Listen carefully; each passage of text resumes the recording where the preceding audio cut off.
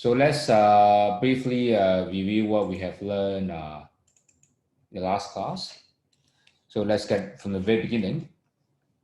So we start with probability. And the first definition we learned is the a frequency list approach, right? We define it as probability as a relative frequency, okay? So this is how usually we define the probability, right, from experiment, right? So that is the idea. So before we start, can you see the slides? And can you hear me? Can you hear me? Good. So that's a definition. The main idea, of course, you can see is basically coming from gambling or data observation, right? Things can be repeated, then you can measure those, right? But if those cannot be repeated, then you need to be worried about what to do. But that is the meaning of that.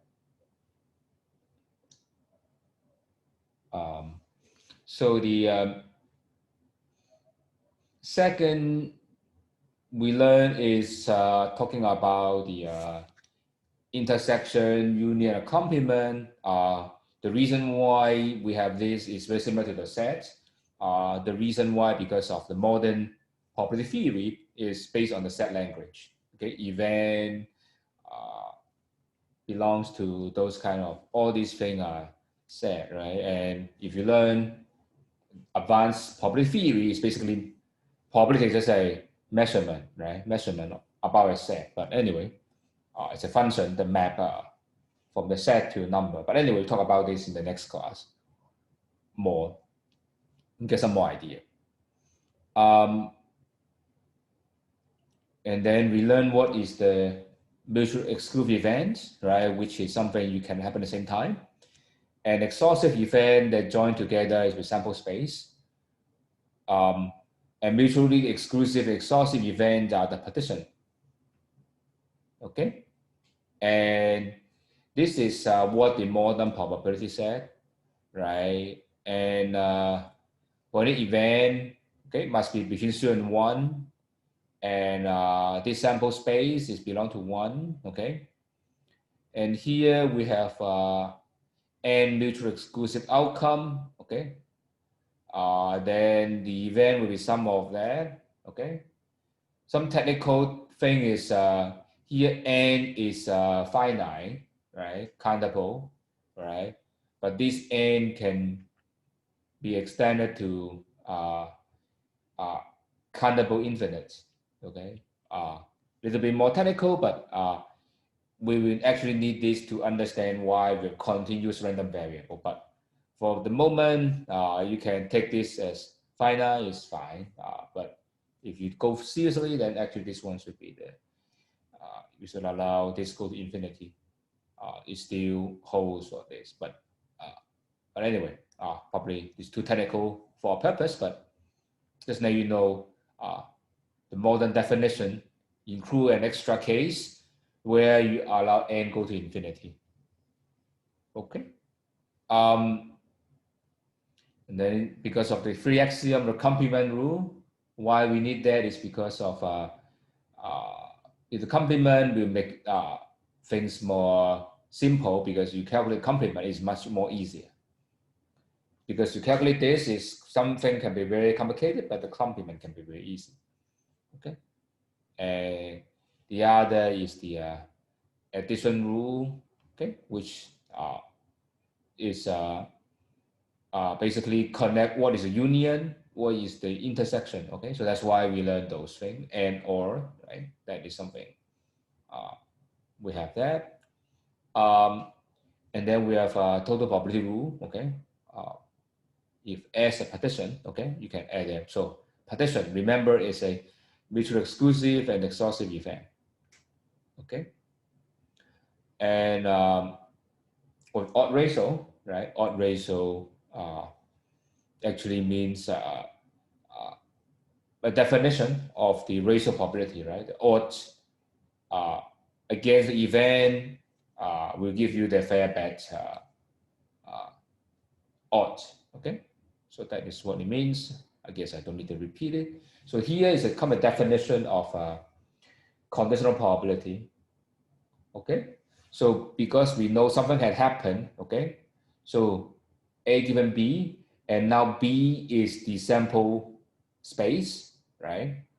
So that's why probably you would assign the value 1 to it, okay? So that's why we scale everything, okay? Make it bigger, right? Because no B is everything, so the sample size shrink. You have expand everything inside, so you divide, and probably B will be 1, okay? The new one, so that's why you divide everything by B, and you have to intercept B because no B has happened.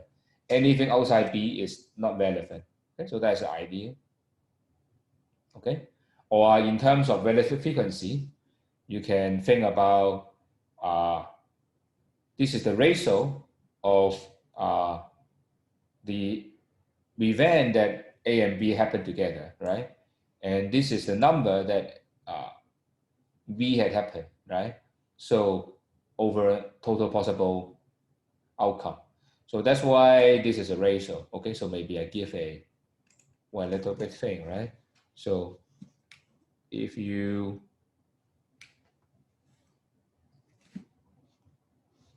right, if you probably B, right, will be the number of outcome that favor to B, right, over N, right? And this is the number of outcome A and B, right, over total number of experiment you have, right? Probably A and B means, right, if you use the relative frequency idea, right, is number of the outcomes, right, number of outcomes that appear favorable to A and B, right, over total number of experiment, right? And this is the same idea. Okay, you cancel it out, right? And because you know B had happened, B is the total number of experiment, right? And A and B are the both things happen. Okay, so that's why you can interpret this in this way. But anyway, you just if you don't really fully understand, not right now, but you understand the future. But at the moment, you can just remember this definition, and that will be sufficient for our purpose. You will appreciate later. This is a standard way you learn mathematics, right? Sometimes you don't fully appreciate the definition, but sooner or later, somewhat in the time in your future, then you understand this definition. So this multiplication rule is the reverse of the rule we have, the definition here. You multiply both sides, then this is what you have. Okay. And now we start the talk about today new thing, independence. Okay, but before we get started, any question? I hope this brief review would remind you something. Good. So let's get started. So here we call they are independent. Okay. Of course, in terms of statistics. Okay.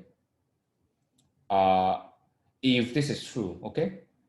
If I know anything about B, okay, and the knowledge of B had happened or B not happening, okay, is not going to change how I evaluate A, okay, then they're independent, okay. Of course, this also implies, okay, the same thing, probability A complement, sorry, the same thing, but B, I know B has not happened, same as A, okay, and this is also equivalent to I know A will not happen, same as, okay? And of course, this is also equivalent to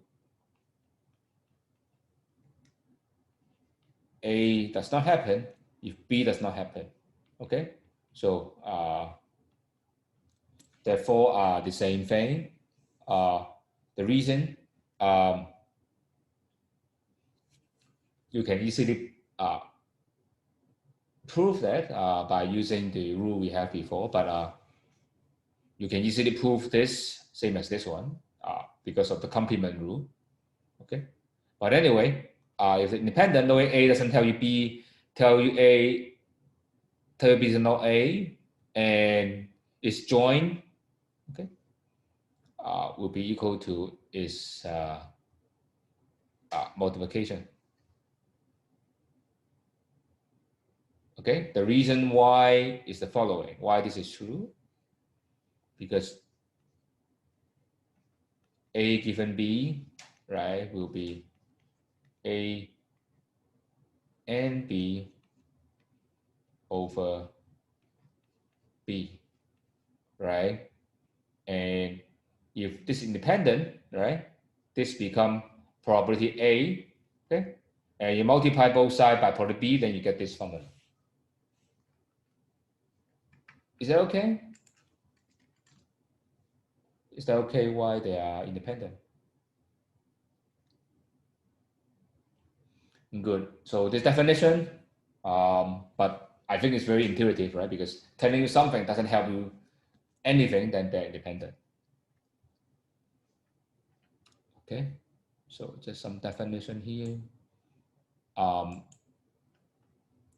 So here the very quick example is if probability A is 0.6, B is 0.5, the intercept is 0.25, are they independent? Okay. The answer is no. Why is that so? We multiply them. Okay. It's 0.3, right? 0.6 times 0.5 is 0.3. It's not equal to the intercept. So they are not. So it's easy to check whether someone is independent, right? If they're independent, the multiplication should be them, right? This multiply should be the intercept. Is that okay? Is that clear? This definition.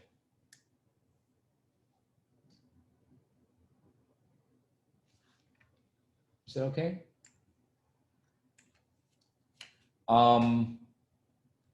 So we go to the next slide. So here now come to the one of the main things we want to learn today. It's called the Bayes theorem.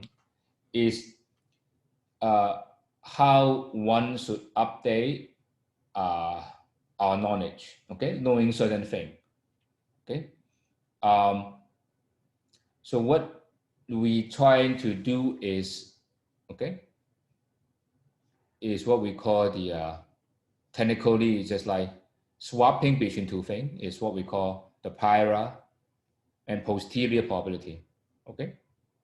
So technical term is basically just before and after. Okay. Why you need certain thing? Because you have something you think that is correct or not. You do some experiment or you do some study, you just update. Okay. That is why you want to learn statistics, right? You collect some data. Your data, you try to make yourself know more about the subject matter. Then you update your probability. Okay. Just like you want try to see whether a coin is fair or not. How can you know? Right? Just by tossing it many, many times, then you would think how the coin should behave is fair or not, right? Keep toasting, keep toasting, keep toasting, right? And that is how you change the probability. Okay, that's kind of related to the learning. And indeed, this is the basis of the artificial intelligence, right? So it's just how you train your program, right? Program start with certain thing, and you feed some information and teach them, right? And they will learn. And one of the learning method, okay, if you follow the classical way, is Bayesian learning, right? It's what we call the Bayes, that is following the Bayes theorem. Of course, there are many way of learning, but this is the way that is the most rational one. It's not need not be the best, but this is the one of the way how the you can train your computer to learn, right? So here we have prime posterior, okay? A, okay? You can measure A's are the things you want to know, okay? A's are the things you want to know. A, you can study of the world, study of the world, okay? And B, you can imagine that is some experiment or some outcome. Okay, so we want to know experimental outcome maybe. Okay, you can imagine that this state of the world can be maybe A1 or A2 or many outcomes, right? And the state of the world or something we want to know, right? So example A1, A2 maybe you got a disease, A2 you don't have the disease, okay? Something like that, okay? And if you have disease or you don't have disease, then you have some outcome, right? Maybe two outcome, maybe you have B1 and B2, right? And B1 and B2 maybe say B1 is like if you have disease, then maybe you are very sticky, say, or you do some experiment, right? Say you are going to do a I don't know, do some blood test or do some drug test. This is a positive result, right? And B2 negative result, something like that, right? Maybe this is you have disease, right? Have disease, okay? No disease, okay? Something like that, right? And then the question is, okay, from the historical data, you know, if you have disease, right, then you are very likely to have a positive result. If you don't have disease, you're very likely you will have negative, but you still have some probability that things go wrong, right? You have some probability here and here, okay? If they are 100% certain, then there's no probability. Then you don't. The experiment is perfect. Then you don't need this learning, right? Because once you know it, then you're done, right? But very often you don't, right? So that's why by observing, right? What you want to do is by observing, you only observe this, right? This B are only observable, okay? B are only observable thing, okay? And this is something we need to guess, okay? And we know from historical data, okay, by knowing that, if you have disease, how likely you will do this. If you don't have disease, how likely you're going to have that, right? And by observing whether you have disease or not, you can guess how likely you are here or how likely you are there. So that's the base rule.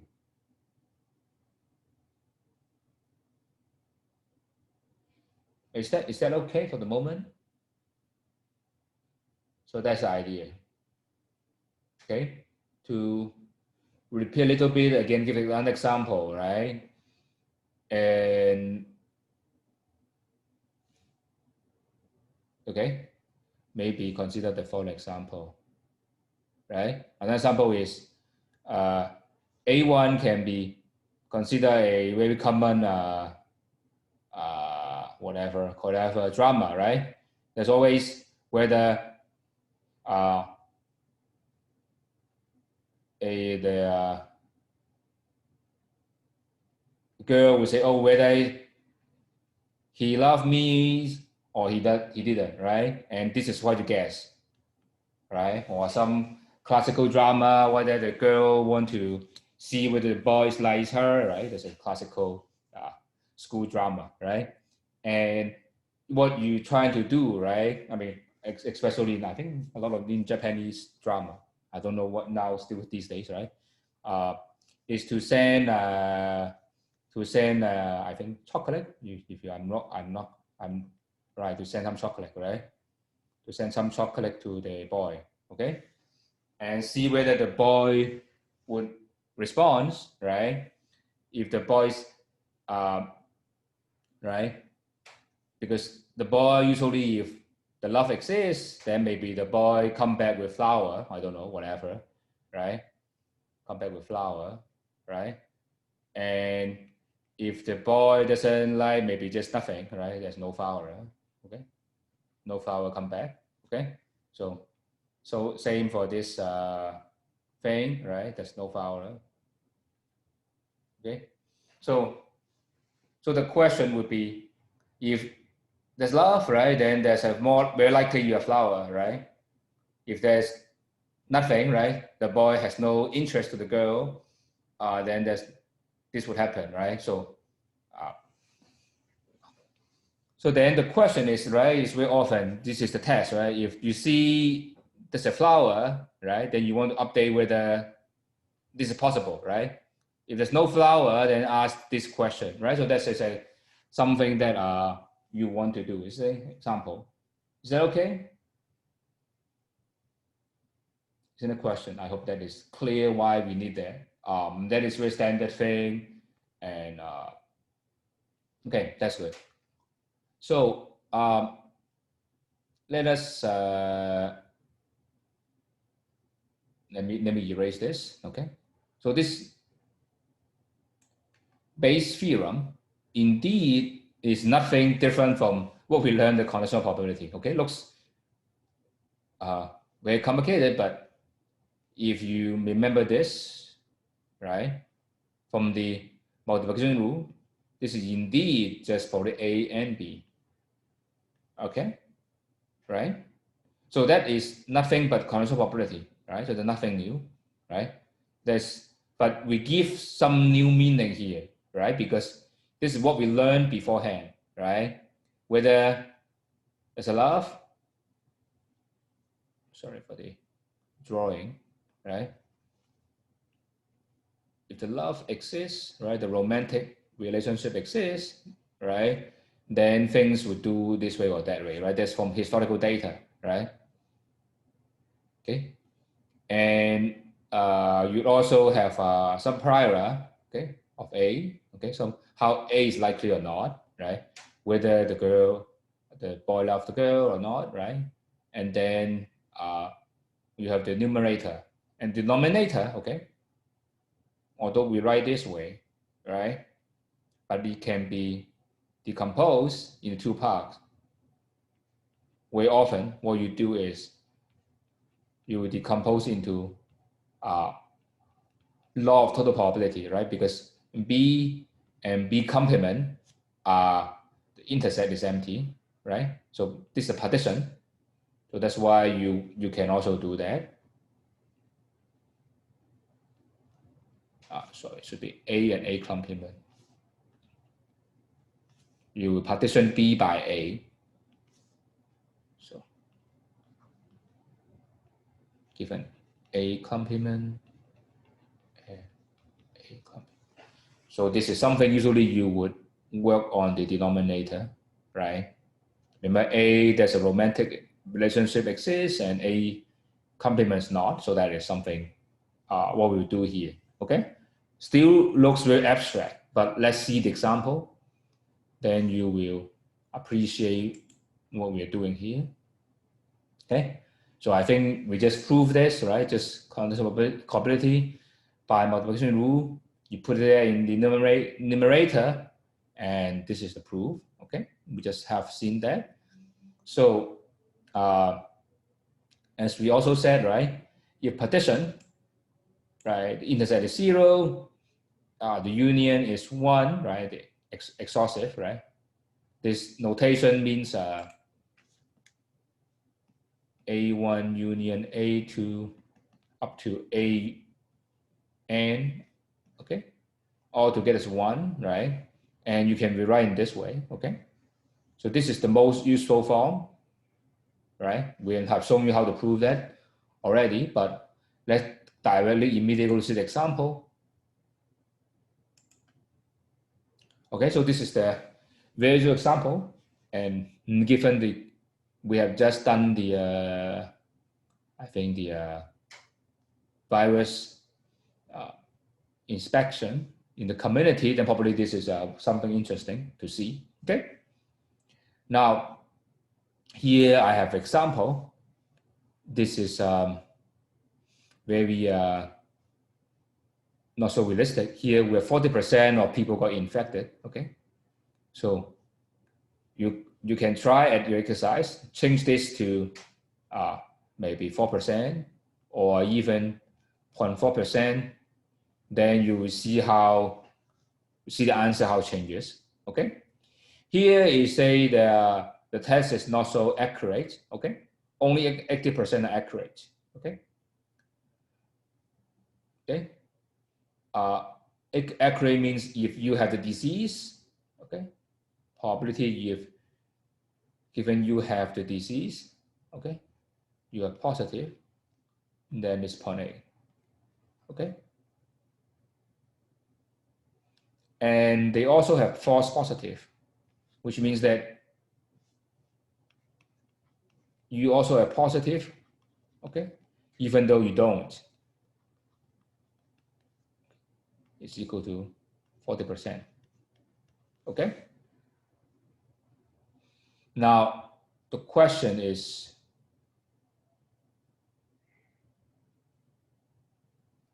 what is probability one is infected? Okay.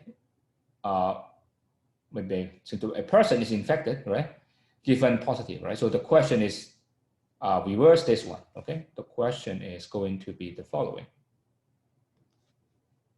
The question, this is mean probability. Okay.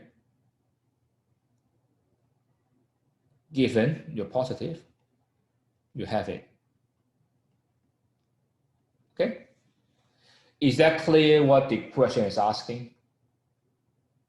Is that okay? Any question, feel free to ask if I haven't lost you.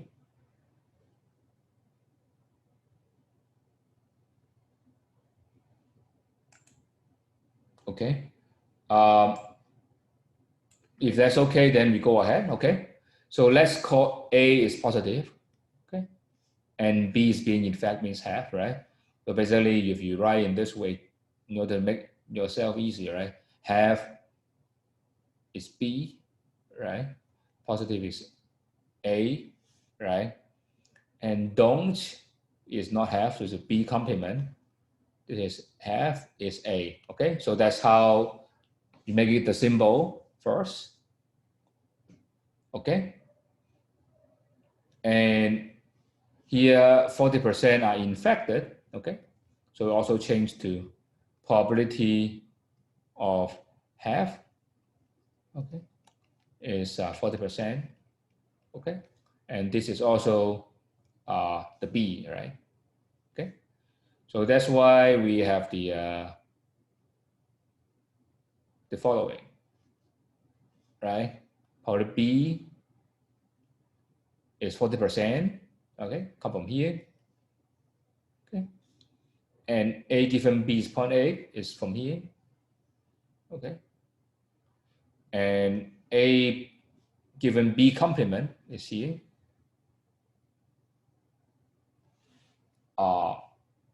Any question on this part?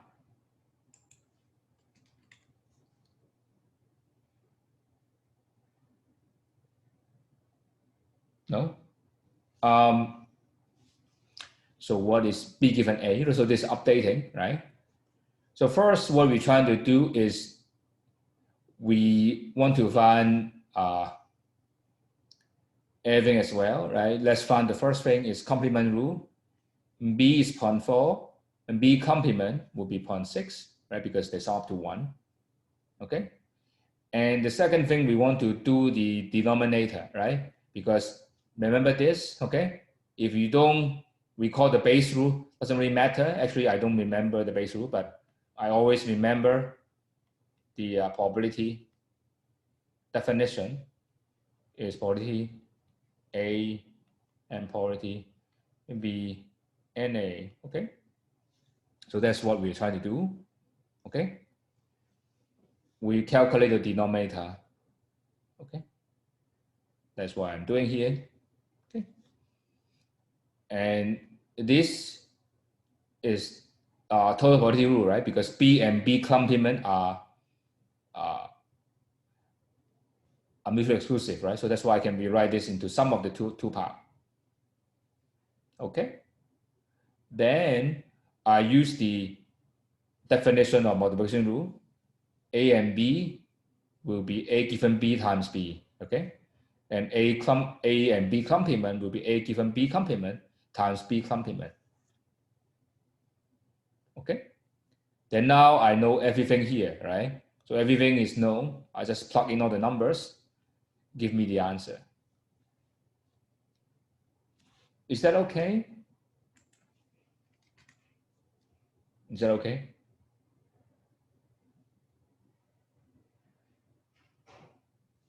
Okay.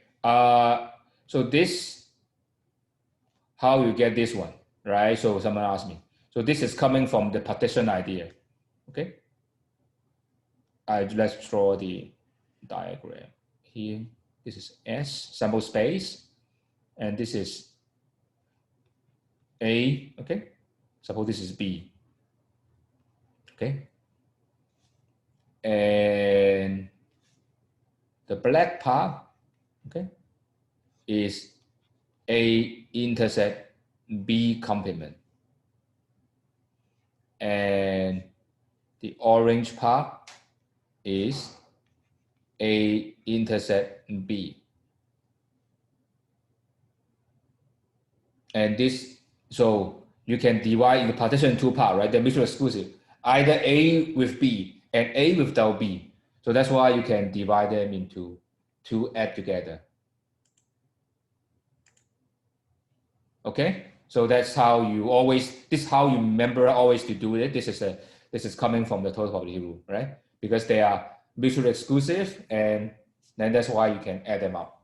Okay, and then this come from here. I hope this is clear because the intersect is always can be written in this way. So that's how you get this, right?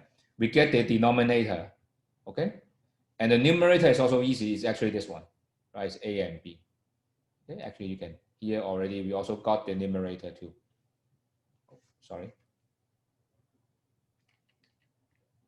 So we also got the numerator. Okay. So then actually we are done, but let's clean this up.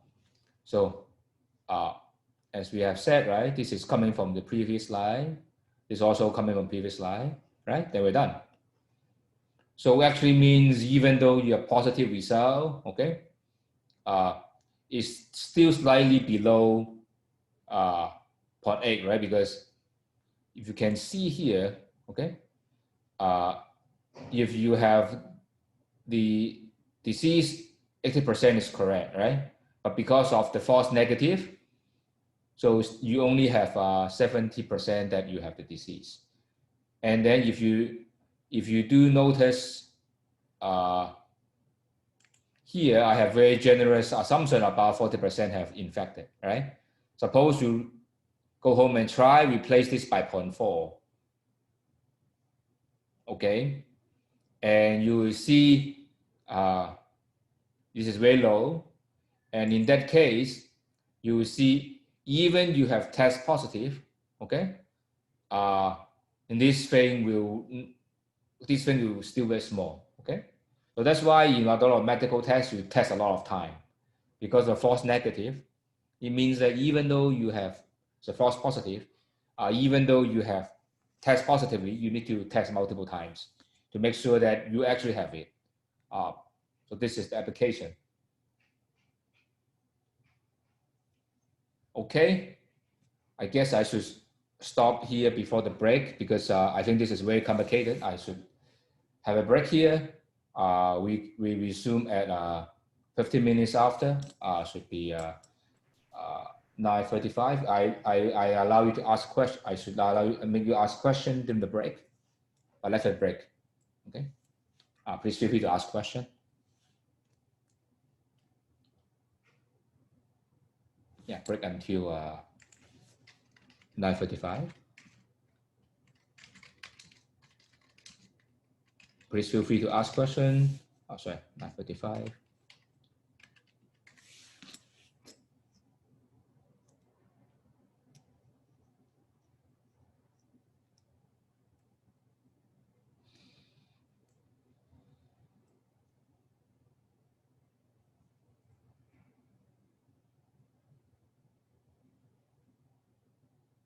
Your question, please feel free to leave in the chat or unmute your mic and talk.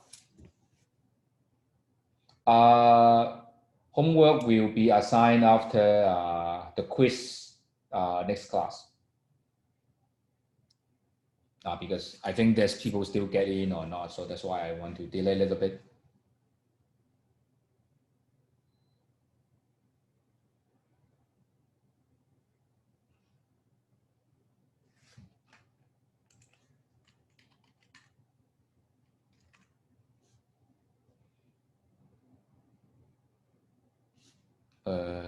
Let me see.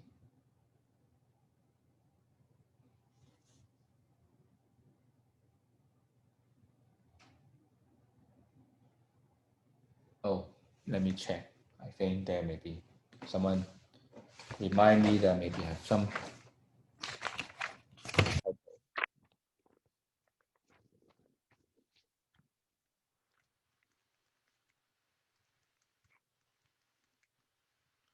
Oh yeah, you're right. Oh, I miss. I think someone have said this is the typo. This should be 156 and yes, there's a typo. Sorry, I should be more careful about this one. And the answer is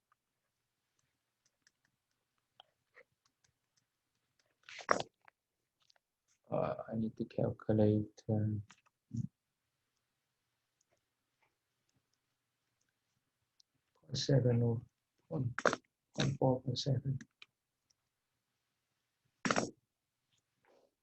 Calculator. The quiz. Oh, by the way, the next quiz I probably would use the Blackboard instead because it seems better than the U reply. So probably I would change to go back. Let's see. Next class we will do the U reply. Try to use the Blackboard 0.5. So I will send an email announcement for this.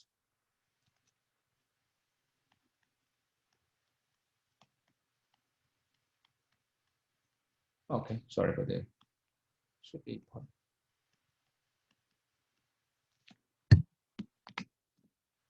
I changed the number, so that's why I did a mistake. I think that I will try to make the question easier, so that's why there's an issue here.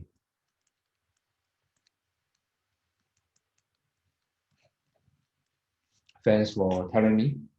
So if you oh, don't worry, the quiz is just kind of attendance. So if you join later, then I would just proportional to that, and you would or we just keep the I think in the syllabus I just said you get I would drop the worst 2 or 1 quiz, so that's basically attendance style. Just make you work a little bit. You know what you don't know, so don't worry about missing. If you join later, then you will be taken into account. So don't worry about that part. And just remember, quiz is just more or less attendance thing. So just let me know whether you know it or not, and let yourself know if you know it or not. Yes, I will give assignment soon. I just finish the quiz, then I will give you the assignment. So probably will be on Thursday, give you the assignment.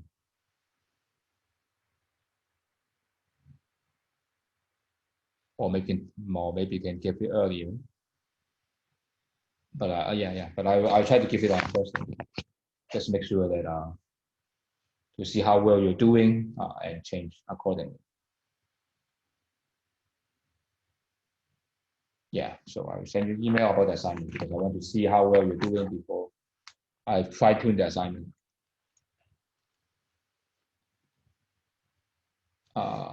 Euro probability what? Sorry. I'm not sure if I understand.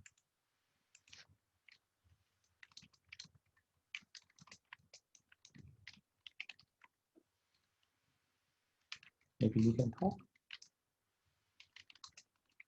Maybe you can open microphone.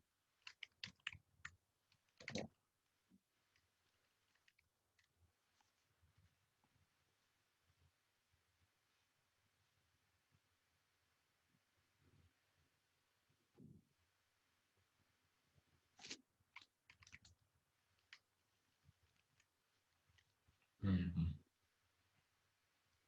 Oh, usually, you mean in the slides? Probability usually what we call the positive have. Oh, you mean the example, right? Are you saying the example?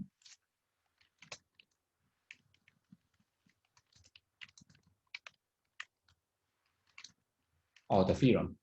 Oh, B. Okay, go back to someone asked me the. Some of you asked me the. Is it this? Is this the slide? Um, so someone asked me. I think what is the meaning of B, right? I think you asked me. This was B, right? So A is usually what we call in this application usually is the state of the world. So there's something we want to know, we unobserved, we try to usually is called unobserved. Okay. And but of course we have some idea about what's going on here. This is right. We have some conjecture how likely this is, right? And we are trying to update it, right, with some new information. B is some new maybe outcome or outcome of experiment.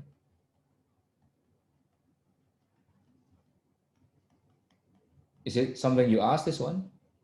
Because you have some experiment, you do some experiment, and you want to come up with a new idea.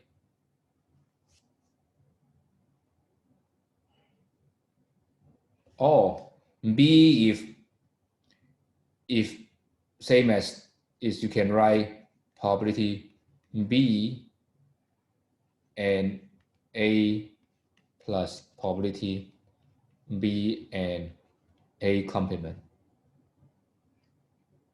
Is there something? And of course, this, like the example, you can rewrite this as probability B given A times probability A, and this can be written as probability B given A complement times probability A complement. Is this something you're looking for?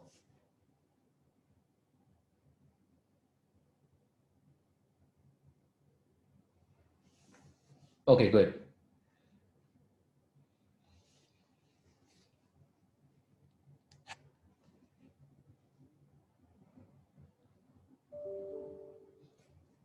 So any more question? So we still have 3 more minutes. If no, then I got to get some water. No question? Okay. Go to get some water and come back.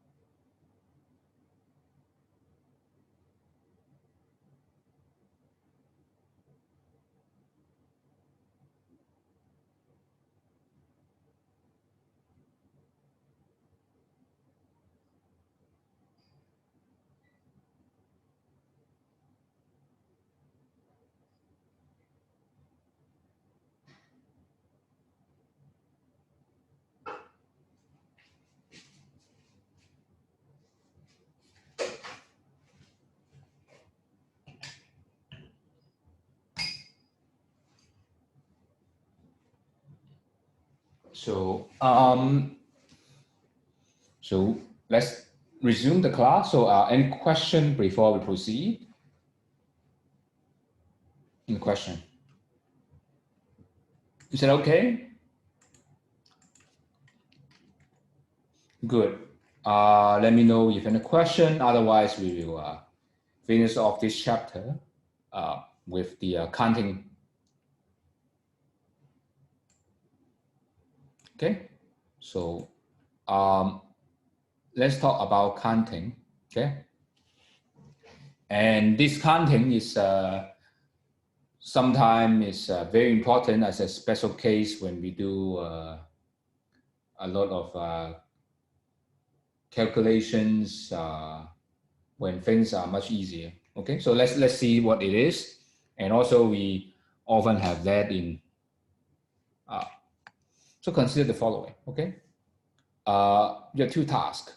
Okay, and the question is asking. I hope you can see the screen, right? So how many different ways to do things? Okay, and the principle said the following: if there's an n1 way to do the first task, n2 ways to the second task, there will be n1 times n2 way to complete the mission. Okay, the reason is like the following, right? So suppose the first task, the n1 way, right? So that is the first way, second way, da da da, up to n1 way, right? And then you have 1 and 2, da da da, to n2 ways to do it, right? So how many is way in total, right? For every way you do the first task, there's an n2 way you do this. Then that's why there's multiplication, right? Or if you don't fully accept this, then you can have this, and you can have this table, right? Where the row refer to the first task, second task, right? The first task will have 1 up to n1, and 2 is 1 up to n2, right? And this table entry, right, will be the all the possible different way to do n1 and n2, like the first and second task. So that's why it's multiplication, okay? And you can easily see that this extends to any mission with k tasks. You just multiply them. Is that okay? Do I have you? Okay. Are you following or not? If you are here, yes, no problem. Can you type okay? Thanks. So let's go to the next slide. Okay. So there's something. I think you go to CC Canteen. There's something you will notice. I guess still exists. I don't know whether this meal still exists, but this is the meal I used to eat. I think it used to cost $10. Now it's $8 and then become $10. Now it's 12. How much is it now? 13. Oh, so expensive now.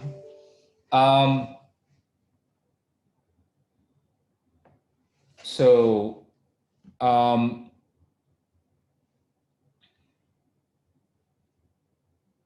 so then you can choose two dishes, rice or noodle.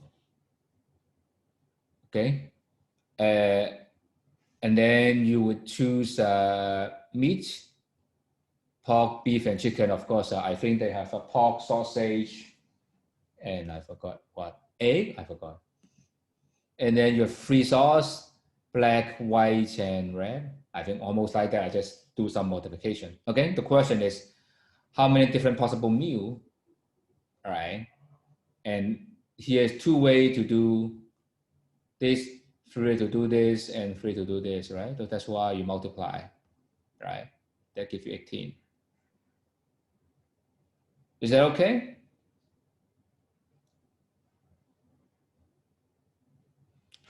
So here the counting, right? But I didn't talk about probability, but you can easily ask a question. What is the probability that a randomly chosen that mu is going to contain POC? Okay? Probability that you're POC, right?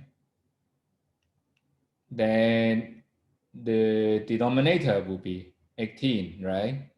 And once you chosen POC, right? What you left is just rice or noodle, black, white, or red. Then you just 2 times 3, right? Is that okay? So that's how usually how you use this kind of counting technique.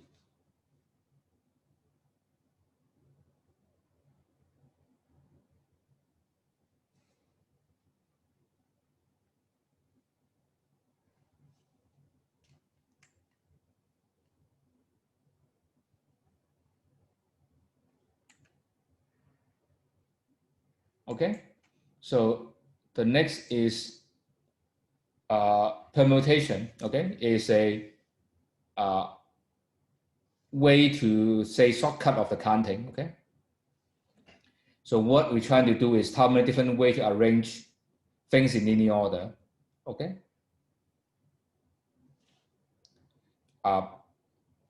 consider first is the n balls, the n different balls. Okay, how many different ways to put them in a line.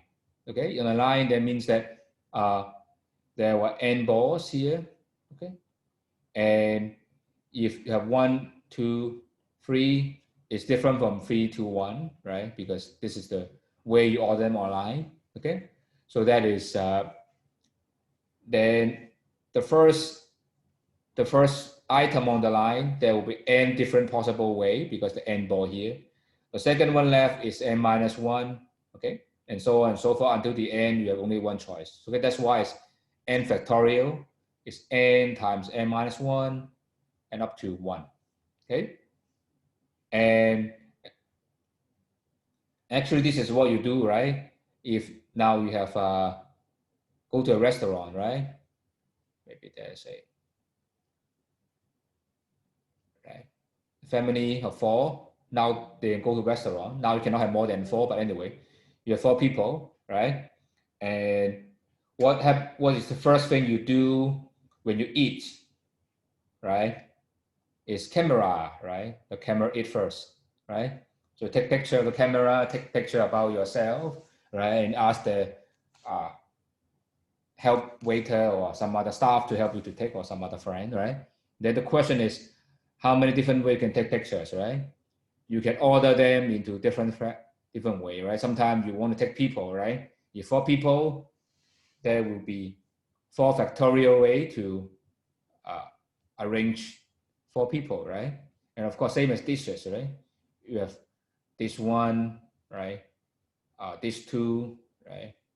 And this 3, right? Then you want to send it to Instagram, okay? Have a selfie, right? And then different way of arranging the dishes will be different, right? So that's why you can take many, many pictures, right? Without repetition, right? So this is what our n factorial here, okay? And in more general, okay? If you have n balls, okay? You want to take out only r balls, which r is less than n, okay? So the question is how many different ways to do it. What we call is NPR, or sometimes the textbook will be write PR, and sometimes people will write NPR, depends on what type of textbook you're using. I think we just use this one. Here, the first one, you have n way, right? The second one, you have n minus 1 way until the R one, right? This is 1, 2, the R one, because you can imagine the first one is n minus 0, okay? So that's why it's n minus R plus 1, sorry, n minus R minus 1. Okay.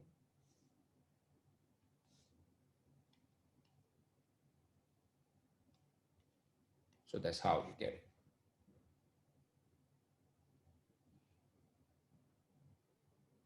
Okay.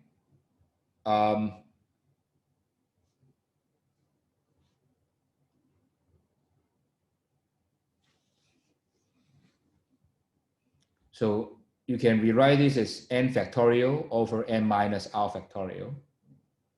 Okay. Is that okay? I hope that's all right.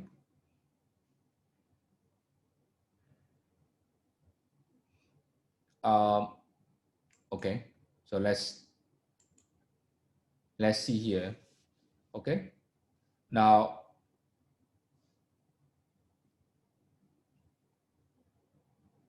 we have simple hamburger can make of free bread. Okay. White Italian whole grain, and you are going to mix 2 out of 6 ingredient. Okay, you're not going to put all the ingredient there. Okay, only take 2. There can be vegetable, beef, egg mayo, chicken, tuna, and tomato. Okay, asking how many different possible hamburgers. Okay, and in hamburger, usually I think if you, in this case, if you have egg at the bottom and chicken at top, okay, chicken at top will not be same as you have chicken at the bottom, egg at the top. Okay. In this case, we consider that different. Okay. Because some sauces may come down, right? Here, the sauce of chicken may go with the egg, right? Here, the chicken sauce will not be with the egg, so they consider different. In the next slide, we consider the same, but here we consider this order would matter. Okay. Okay. How many different ways to do it? Okay. So you have to choose bread. Okay. So that's why there will be 3 ways to do it. Okay. Then we ask how many different ways to choose 2 out of 6. Okay. Then will be 6p2. Okay. So that's 3 times, actually 6 times 5. Okay. So that is 90. Okay. Then you can calculate what's probability that a randomly chosen hamburger has, say, beef, or randomly chosen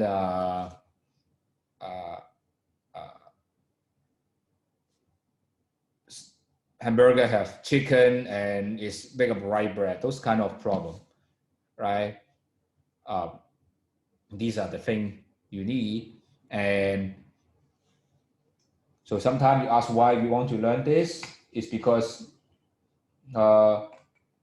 you also do it apply to gambling thing, right? Gambling.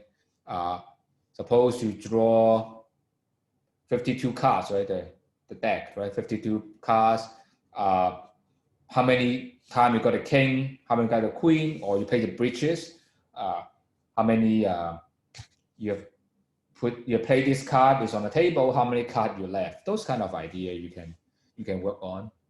But anyway, let's finish this with the final slides. Okay, combination.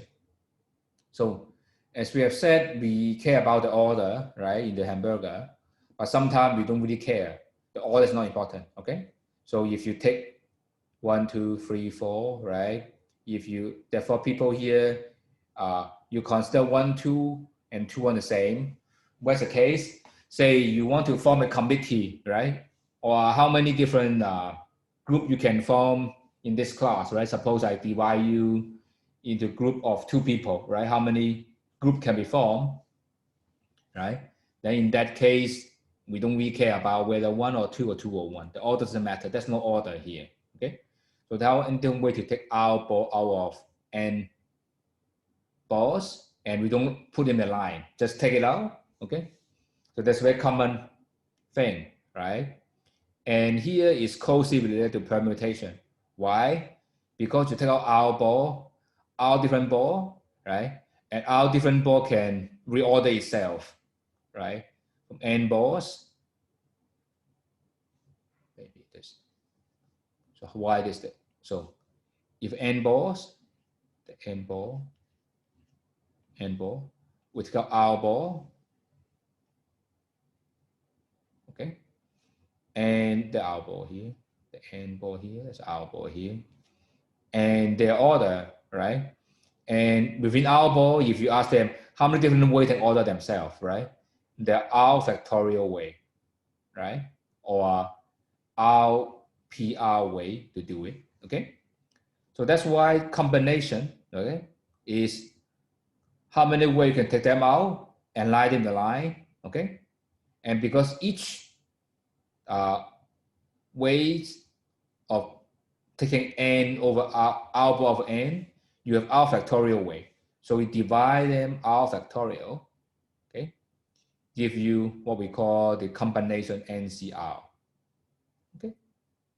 So to repeat, NPR, right, is you care about the order. So you, each order, you double count or double count in many ways, right? In this r factorial way. So that's why you divide them r factorial. Okay. So in, say for example, for this one, right? You take n, you take two balls out, right? So there will be for 1 and 2, you can rearrange, you come 2 and 1, okay? So that's why 4C2, right, will be 4P2, okay, divided by 2, right, or 2 factorial, because for each unique numbers you take out, there are two ways to rearrange it. Is that okay for this one? Good. That's the case, then we finish off the slide with this one, then we go to Excel, okay? So there are two meals can be formed by the following, okay? Either rice or udon, okay? You have 2 or 4 dishes, sausage, spam, ham, egg. I think this is closely related to what we learned. So this is, I think this is $13 in one of our canteen. So, and then 2 different sauce, right? Then we're asking how many different ways to combine meals, right? And you have 2 ways to do the noodle and rice, and you have 4C2 ways to do it, because it doesn't really matter you have ham or egg or the other way around, right? Because I remember the dish when I was a student here, right? You have a rice here, right? You have 1 dish here and 1 dish there, right? So it doesn't really matter whether you have egg or ham or spam or sausage, right? And you put the sauce, right? You put the sauce there, right, at the end. So that's this model, this model, this. Is that okay with this one?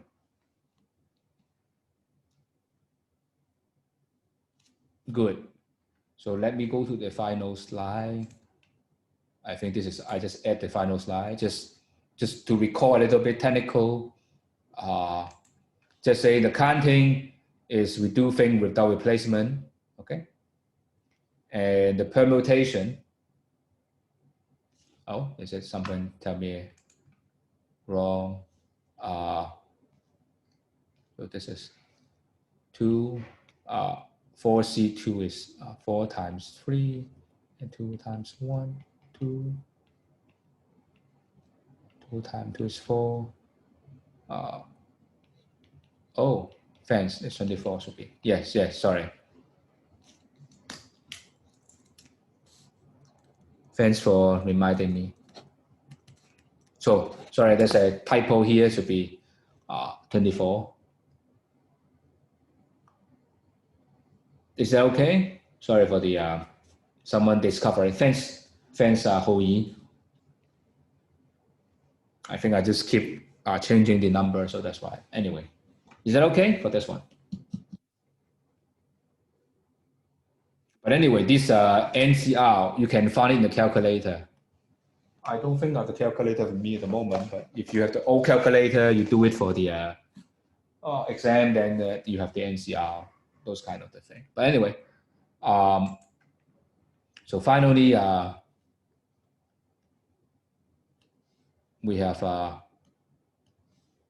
the unordered and ordered, right? So that is, but they are actually the application of the counting principle, right? So if you don't know, remember this, always start from the beginning, because there's no harm to start from the beginning, okay? Let's always start from the first principle.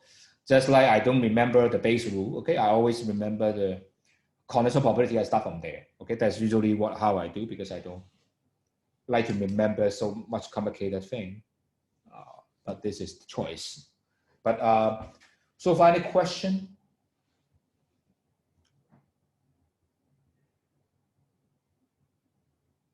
If no, then let's go to no question. Any question? If no, then we go to a little bit. I'll talk about a little bit Excel.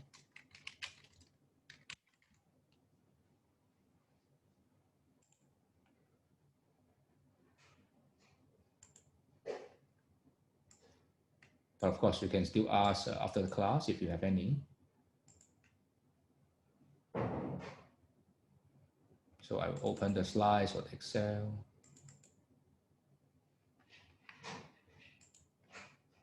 You can see the Excel slides, I hope. Can you see the slides on Excel? Okay, good. So I think what we're going to do is to cover some of the function that we haven't covered. So that's what we are trying to do today, because you will be using those things to help you to complete the assignment one. Assignment one, later you will, I think you will talk about more on first day is asking you to do some data analysis, okay, and report it. So you'll be expected to use Excel, because I don't think you need to use your hand, because we are focusing on application in our class, okay. So I guess what I want to cover today will be maybe I talk about, okay, different time cons. Okay, maybe I start from the beginning. So let's next class we can go ahead. So I think we covered the count and the sum and product. So slide 15. Then let me talk about some more functions. Okay. So the max will give you the maximum, right? I think that would be trivial, right? I don't need to show it. The mean will give you the minimum. Large X will give you the largest value, and small will give you smaller. So maybe I still try to do that, because I guess that would be. Can you see my Excel screen or not? Can you see my Excel screen? Yes. So let's talk about the max and mean, those kind of the function. So I have before, but the data is here, right? And I want to look at how big is the data, right? I want to find the max, I want to find the mean. Why I want to do that? Because I want to find the range, right? Say, right? Maybe I make it bigger. Okay, it's the data, right? I want to find the range. How can I do it? So max will be just use the function called max. Okay, you just max from B1, okay, up to F1 in our case, okay.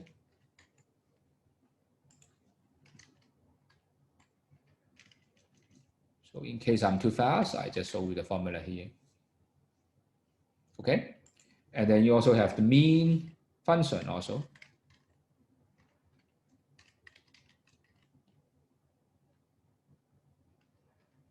Mean B1 up to F1. Okay, so the mean, right? Then what's the range? Okay, if you know the answer, maybe you can type in the chat. What should be the answer?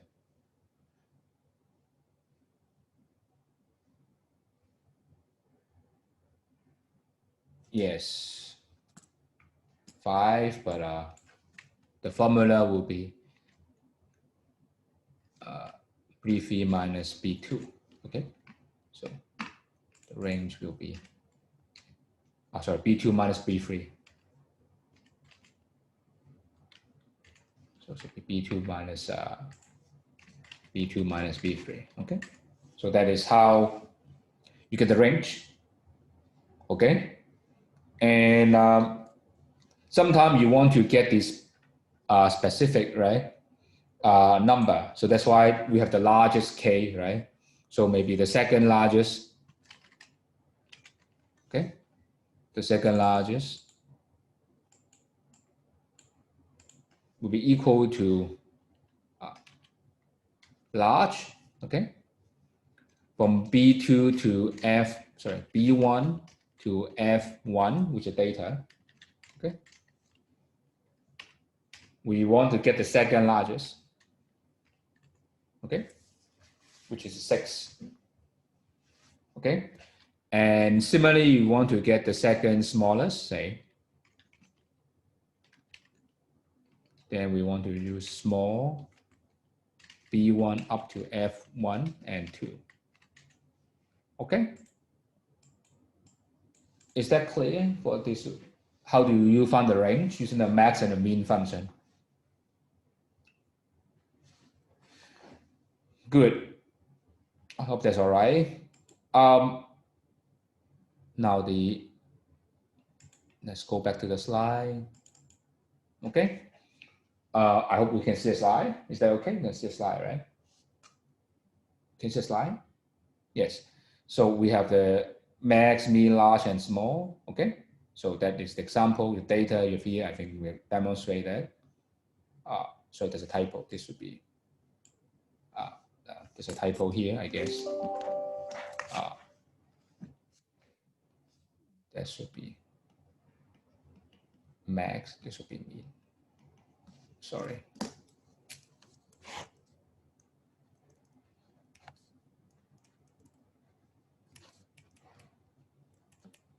Okay. And large and small is very pretty clear. Okay. So let's see the next one. Okay. This is something that asking you to, it's a reverse thing of the max, large and small. Give me the rank. Okay. Why we care about this rank? Later you will see we will need that to rank them and get the median or quartile. Okay, that's how you start to calculate median and quartile from this idea. So rank equal, okay, and I want rank of what from what data. Okay, y is the rank, the data, and you want the rank based on ascending or descending order. Okay, and you have two things: rank equal or rank average. Okay, rank equal. Okay, and rank average. How can you distinguish that? Is suppose you have data of 1, 2, 2, 2, 3. Okay, and what's the rank of 2, right? And what you do is, if you rank them, this is the data, right? This is the rank. Okay, then you have rank 1. There are 5, right? 1, 2, 3, 4, 5. There's a 5. Okay. So what you put here is a question, okay? Rank equal will put the lowest rank. So you'll be 4, you get 4, 4, 4. Okay? And you should put rank average, okay? Will give you 3. This rank equal. The rank average will give you 1, 3, 5. Will give you 3. Why? Because we have missing is 2, 3, and 4, right? 2, 3, and 4. Average is average up divided by 3. So it gives you 3. Okay. Here, of course, I use the descending order, right? So I use ascending order, right? From 1 up to 5, right? So this is ascending order. So you rank from smallest to biggest, right? But you can also rank from biggest to smallest, right? Your descending order would be 1, 5, right? Still 4, 4, 4. Okay. Here also the same because they're symmetric. If they're not symmetric, then these two are different. Okay. Let's see the example. Probably will give you more clean idea here. So I have 1, 2, 2, 4, 5. Okay. Rank equal.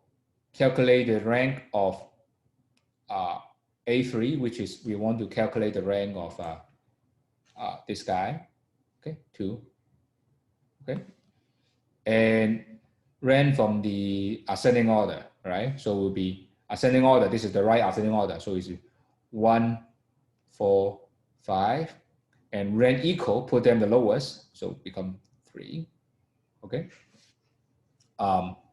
If you put it ascending order, it will be 1,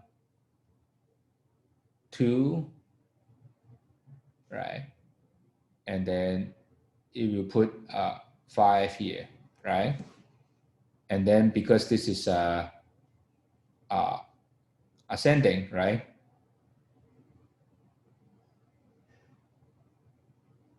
So 1 is descend. Maybe I just go to the Excel because it looks a little bit more trickier here. So let me go to the Excel. Let's do the ranking. Material data. Let me follow this idea here.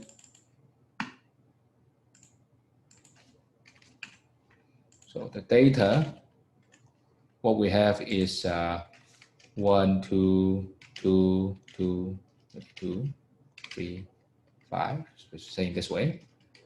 And we use the rank equal. Okay, so let's rank equal, and then we start with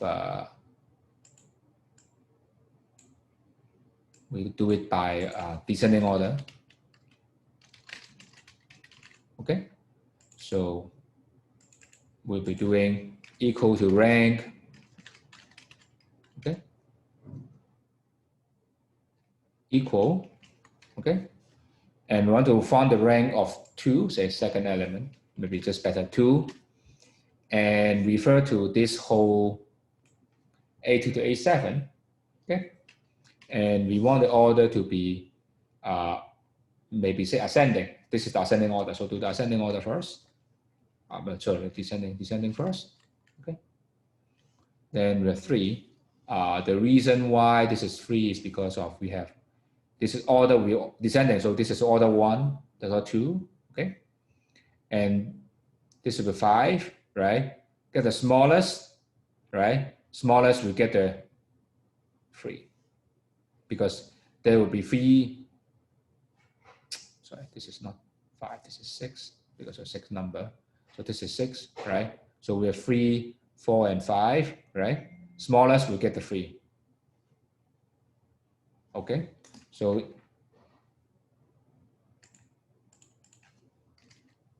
this is formula text. So this is a little bit tricky here. And if you have ascending order, ascending,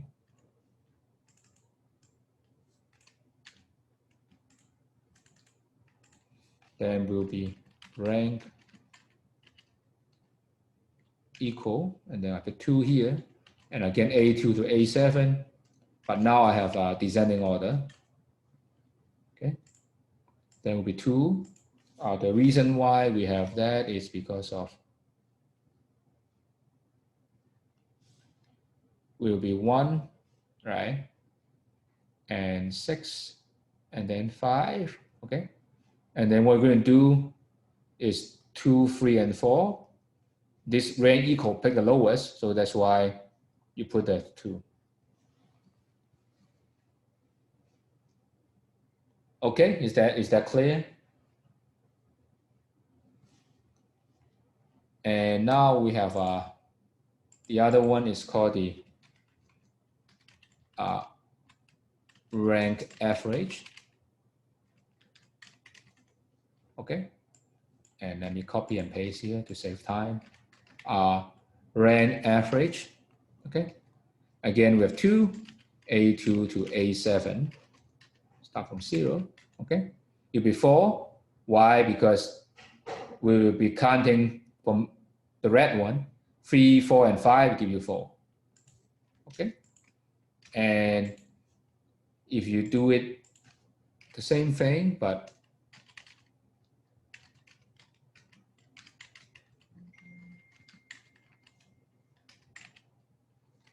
to A7, I use 1,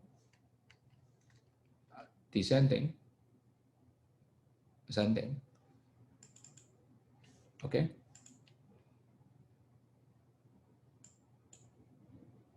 Then you give you 3 because 2, 3, and 4 will give you 3. Okay. So this different way can give you different things. So the rank is a little bit tricky when you get tie. Okay. When you don't have tie, don't have problem. Okay. So that gives you some idea how to count.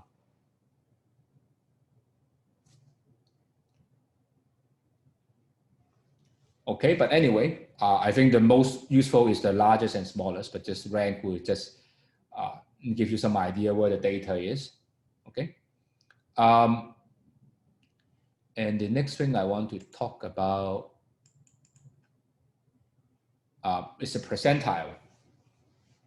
Okay. This percentile actually gives you the idea of quantile. But let's get the quantile because I want to. Well, I think it's fine. I just finished the percentile and quantile for today because that is something probably you need for your assignment later. So percentile quantile. So that's a little bit trickier problem. Percentile we didn't cover in the class, but basically you just divide the data into, because quantile is divided into data into the 4 part, right? It's Q1, Q2, Q3, right? 3 cuts, right? You have 3 cuts, then cut things into 100 parts, right? Percentile, instead of cutting into 4 part, you cut into 100 part, okay? So you are going to cut 99 times, okay? This is a 3 cut. 3 cut gives you 4 part. 99 cuts gives you 100 parts, okay? So basically you cut the data into 99 times, then you get 100 different parts. Then you can ask what's the percentile here, okay? And 0 will be here, right? 1 will be here, okay? And then they will give you the case rank data, okay? So if this is what happened, how do you say I want the 50% of the data, okay? Okay. So what I'm going to do, right? Remember what you learned in the class is 50% should be the median, right? Median will be n over n plus 1 over 2, okay? You should expect this to be happen the same. If I put p to be 0.5, you should be expecting I want n plus 1 over 2 data, right? So you put p is 1/2, so it's 1/2 times n minus 1 plus 1, right? So it's n plus 1 over 2, okay? So this exactly fit our definition of our median, right? You can also put 25%, okay? And also put 25%, okay? You would expect the same would happen. You would be getting the same as we defined in our text, okay? So that actually, this is the thing we define, how we define IQR, if you recall, okay? And here we interpolate if it's not integer, okay? So that is exactly what we do. What interpolate is actually what we do in the class is how we do the IQR, right? If it is 3.7, right, then we are going to right? If you recall, if it's 3.7, then we get something from the 3 and 4th element, right? It's lie between 0.7 and 0.3, right? We do the cross multiplication, right? 0.3 times this and 0.7 times that, okay? And here inclusion, okay? That's not a big deal, okay? This is what we define, okay? And the other way is to define exactly this way, okay? You define this way is also consistent with what we have here, okay? But you define this way, there's a problem. This is undefined when P is less than this and P is more than that, okay? There's a little bit problem because P is less than that, it will become less than 1, okay? P more than that, P will be bigger than N. So that is a problem that will give you error. Exclude give you error, okay? So that's the example, then you see what I mean. It's a little bit trickier, okay? So you have data 1, 2, 2, 4, 5, okay? I want the K 0.75, 0.5, 0.75. So this is actually the Q1, Q2, Q3, right? This is exactly Q1, Q2, Q3, okay? So, and here you can see if you put the exclude, okay? This is exactly our definition because we always have n plus 1 over 2, okay? And there's no problem here, right? So you can have everything here, even 0 give you 1 and 5. So this is a very nice thing to have to exclude. But when you include, you put 0 and 1, that would be not something very accurate, okay? So this is usually report the exclude because it include everything, okay? You can draw this one. So this is the percentile excluded is something we use. Is that okay? So let me overrun 1 or 2 minutes to give you the quant.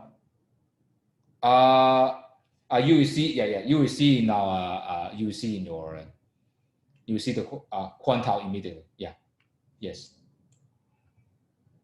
But what I want to cover here is because I want you to know what kind of formula they're using to get it, right? Because exclude is something to fit our definition in our quantile. Okay, let's see the quantile. Okay. Here is the same. Quantile function is give the data, it gives 0, 1, 2, and 4, right? 1, 2, 3, 4, this Q1, Q2, Q3, 0, maximum, minimum, okay? And sorry, here I think I should also have 0 and 4. Here I should still have 0 and 4. Okay. And you can see the thing is here I have a quantile. You should expect the same as a percentile, right? But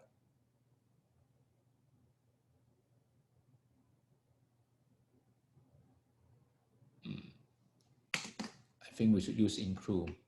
I think there's some typo here, but anyway, let's show you the slide directly. I guess that would be the most easiest thing to do. So let's do this one. So let's duplicate this one. Let's copy this, and then we do the quantile, and then we end this class. So suppose this data, okay? What we want to find the quartile. This is K, okay? We want to do quartile, we do the include, and we do the exclude, okay? This is 0, 0, 1, 2, 3, 4, okay? This is include, this is exclude, okay? Let's see which one would fit our definition. So what we do is, so let's quantile include, okay? And then I want to look at B2, okay? And I want to look at the data. Sorry, our data is A2 up to A7, okay? And because this data, I really wanted to not change across the formula, then I put a $sign here, $sign here, $sign here, $sign here. Okay? And based on the input, which is B2, okay? By doing so, I don't need to, I can just copy all the formula here.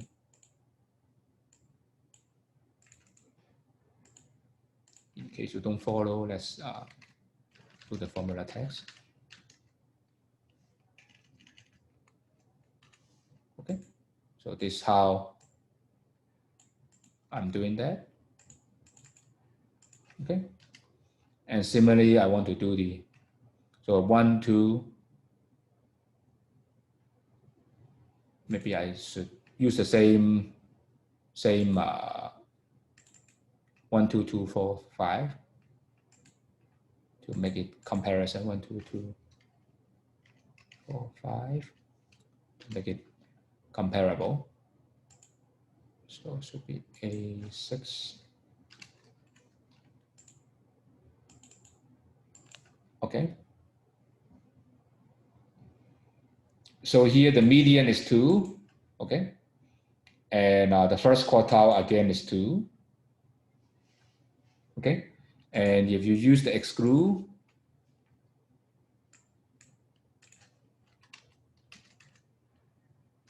you will be quartile exclude. Okay. Again, this is something we want to check. We put the $sign here, and we just check this guy.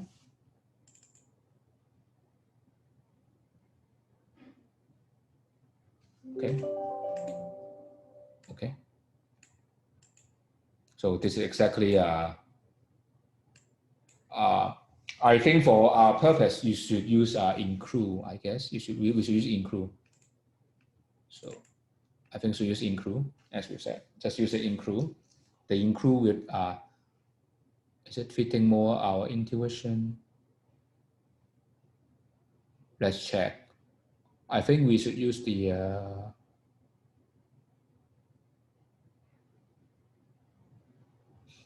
no, we have to check whether data is correct or not. Okay, let's finally just a little bit check whether the data is right. So we have a data of 1, 2, 3, 4, 5, right?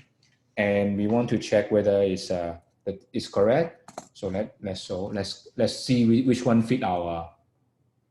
I'm not sure this everything fit our assumption, but anyway, let's calculate. So we have 1, 2, 3, 4, 5. 5 plus 1 over 4, right? So it should be 6 over 4. So it's 2.5, right? 2.5. Sorry, not it's 1.5. So 1.5. 1.5 should be the average of the two, right? Because it should be x1, half of x1 plus half of x2, right? So it should be 1.5. So I think for your purpose, you should use exclude, yeah, as you said, yeah. So you should use exclude. Is our definition. Okay, I guess I should end here because overrun a little bit already. So any question? If no, I will see you on Thursday with a quiz on the probability.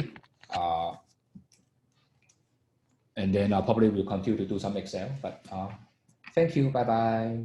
I stay around to answer the question.